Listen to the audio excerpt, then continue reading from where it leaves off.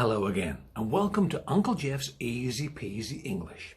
Today we're looking at how long and how soon.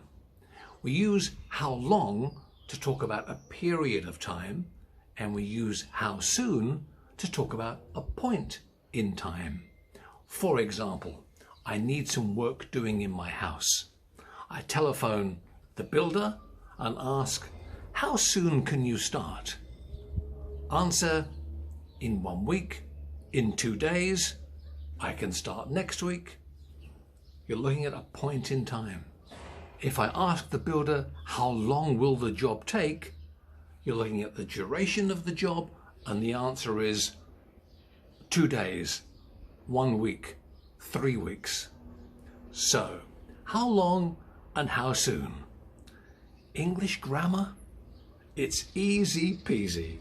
Thank you for watching, and we'll see you next time on Uncle Geoff's Easy-Peasy English. Bye-bye for now.